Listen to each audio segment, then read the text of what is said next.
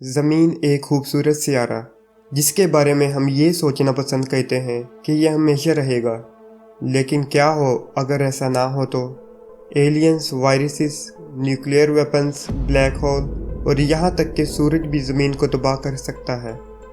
क्या हो अगर हम ज़मीन के ख़त्म होने या मरने का वक्त जान जाए तो क्या हम खुद भी ज़मीन को ख़त्म कर रहे हैं और क्या हम ऐसा होने से रोक सकते हैं? जुलाई 2019 में ज़मीन के बहुत करीब से एक कॉमेट गुजरा जिसका असर एक न्यूक्लियर बॉम्ब से भी ज़्यादा था, लेकिन हैरानकुन बात यह थी कि साइंसदानों को इस बात का कोई इल्म ही नहीं था। लेकिन अगर उन्हें उस कॉमेट के आने का पता भी चल जाता तब भी उन्हें 1 साल के जितना वक्त चाहिए था ताकि वो उस कॉमेट को तबाह कर सकें और उसका असर ज़मीन तक ना हो। लेकिन अगर फ्यूचर में कोई ऐसा ख़तरा ना हो तो क्या फिर भी ज़मीन तबाह होगी और कैसे?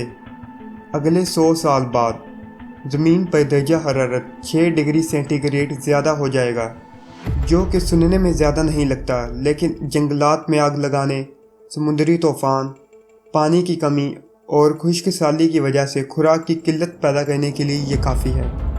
200 साल बाद ज़मीन पर आबादी 7 बिलियन से ज़्यादा होकर 9 बिलियन हो जाएगी, लेकिन तब तक इंसान अपनी खुराक की कमी को पूरा करने का कोई ना कोई रास्ता निकाल लेंगे।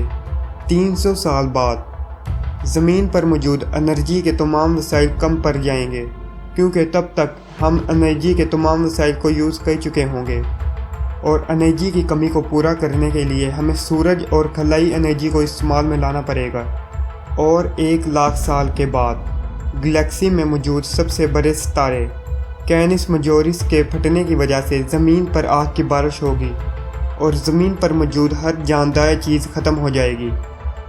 लेकिन ज़मीन पर पानी की मौजूदगी की वजह से ज़िंदगी सिंगल सेल की सूरत में मौजूद रहेगी। लेकिन 2 अरब साल के बाद ज़मीन पर टेम्परेचर 150 डिग्री सेंटीग्रेड हो जाएगा, जिससे ज़मीन पर मौजूद पानी सूख जाएगा और ज़मीन से ज़िंदगी का नामो निशान तक मिट जाएगा। इंसान चाहे जितनी भी तरक्की कर ले, लेकिन ज़मीन को तबाह होने से रोक नहीं सकता। लेकिन हमारे मौजूदा एक्शंस की वजह से ज़मीन पर ज़िंदगी वक्त से पहले ही ख़त्म हो जाएगी। लेकिन अगर हम चाहें तो अपने माहौलियाती निज़ाम को बेहतर बनाकर ज़मीन पर ज़िंदगी को और भी खूबसूरत बना सकते हैं। अगर आपको वीडियो अच्छी लगे तो वीडियो को लाइक करते हुए चैनल को सब्सक्राइब करें।